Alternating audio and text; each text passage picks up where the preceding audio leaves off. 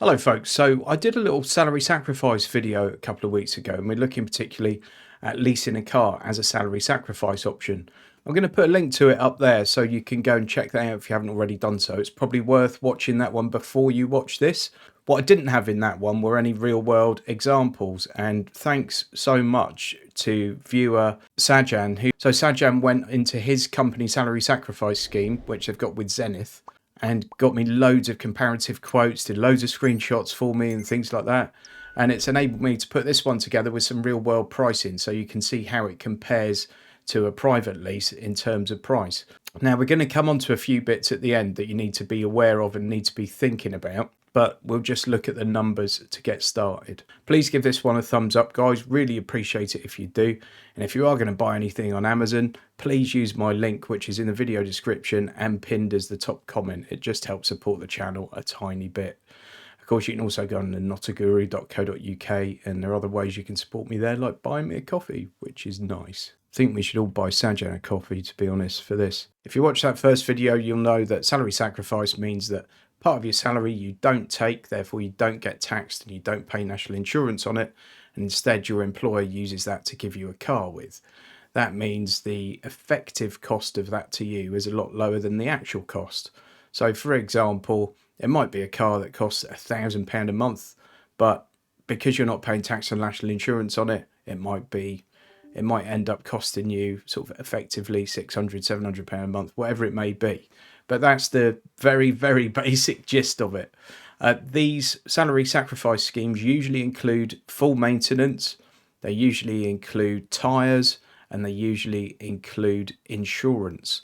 That means you just get in it and drive it. You do have to pay company car tax, but on electric vehicles, that's next to nothing, and that is all factored into the pricing we're looking at here. And that's not to say that electric vehicles won't go up in company car tax in years to come. Some schemes also give you cover or protection if you are made redundant, if you decide to leave, resign, you get sacked, anything like that. So you literally hand the car back if that happens. Sajan's scheme doesn't. The Zenith scheme didn't in this case, so it's worth being aware of that.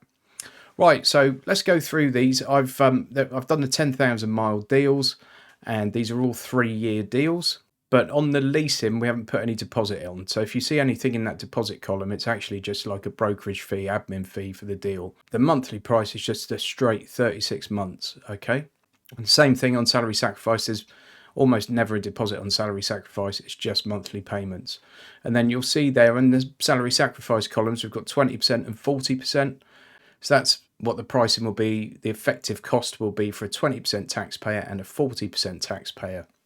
There's also, of course, 45% taxpayers, people that earn really, really high salaries. I haven't put that on this one, but I'm sure they could work it out easily enough. Okay, one thing you'll note here is that it's cheaper for a 40% taxpayer than a 20% taxpayer to have a car on salary sacrifice.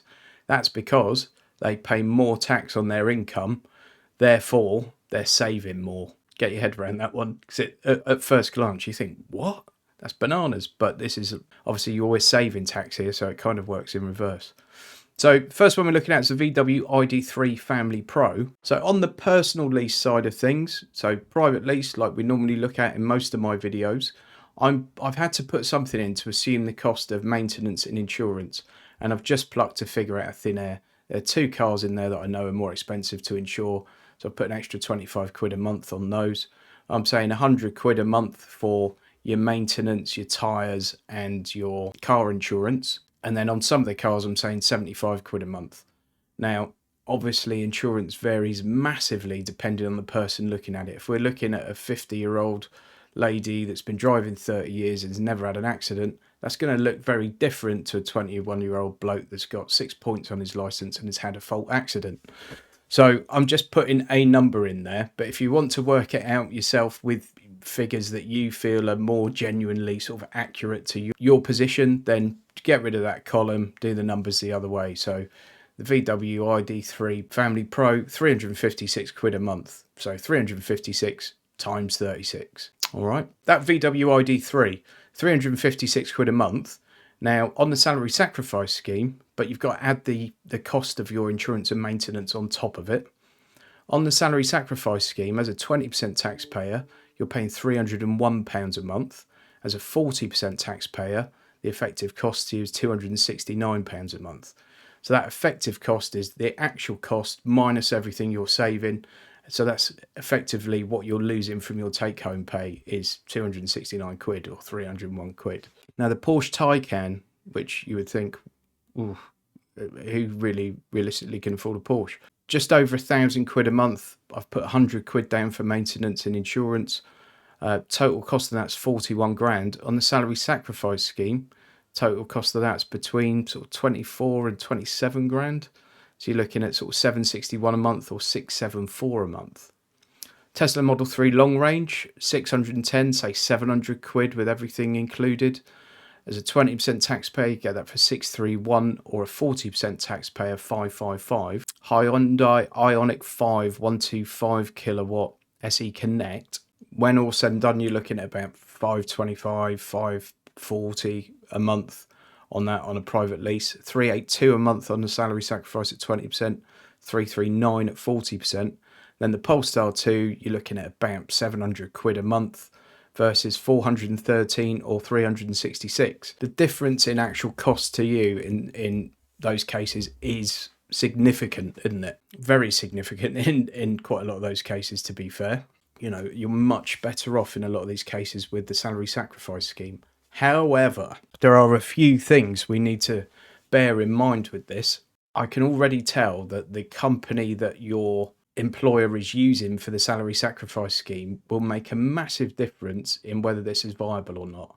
I've had some people coming back to me and saying, oh god, it's actually more expensive to do this than do a private lease, or it's next to no different, and various other things. So the company that your employer are using to run the salary sacrifice scheme will make a massive amount of difference. You know, when we look at these personal leases, we're looking on Lease Loco usually, and obviously you've got all those comparisons in the market, all the different brokers vying for it.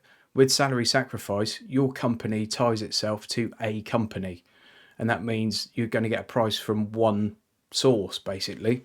So they're not always going to have to be the most competitive. So these prices here from Sajan are from Zenith, and on that day, that particular day, these prices work really well against what's available just today as a lease, as a private lease. If you're with a different employer, they might use a different provider who may be massively more expensive, they may be cheaper, who knows, okay?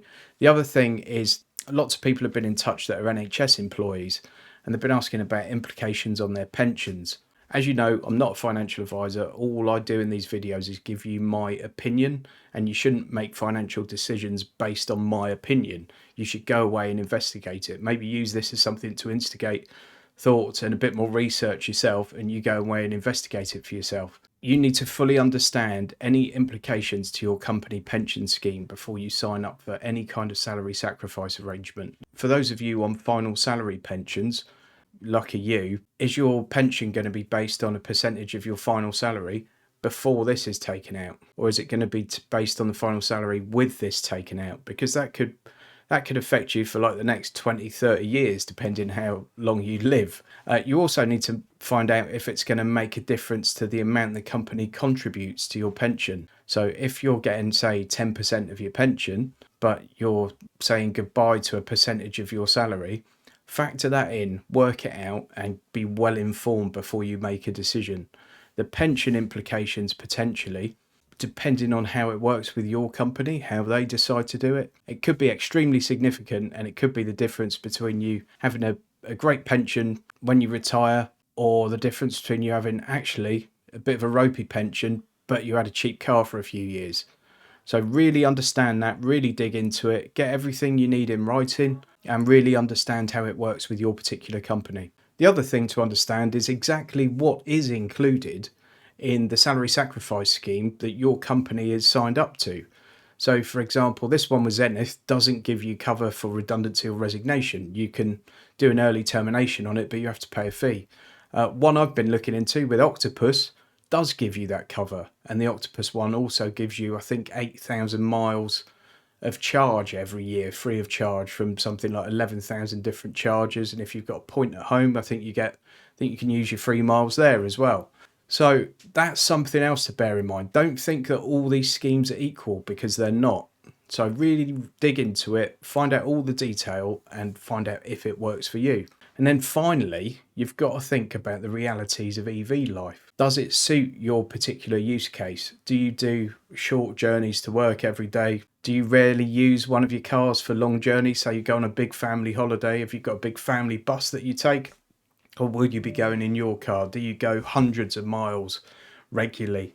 Think about that. Can you easily charge at home, or is there somewhere nearby where you can easily charge and it's always going to be available, even when EVs are much more popular than they are now? So really consider that, because obviously EV ownership's massively attractive to a lot of people and massively unattractive to a lot of people. And I think a lot of people are going into EVs without considering how easy they are going to be to live with. And it is different, okay? Whatever way you look at it, it's going to be a bit different, and you just need to get your head around that and if that's going to work for you. For many people it will. So that's it really. Thanks again to Sanjam for coming up with those real world examples, because the last video could only be so much without the real world examples. And he just sent me an email and offered his help. I said thanks, and the emails flooded in, so thank you so much. Support like that makes a big difference, as it does when you give a thumbs up, so please don't forget to do that. Please stay tuned to the channel. We've got lots more car finance related content coming up. Keep spreading the word. I'm on Twitter at NotAGuru3 and on Instagram at NotAGuruJim and on Facebook as Definitely Not a Guru. So please check all those out and stay tuned. Thanks for watching. Go and check this video out next. I think you might like it. See you next time.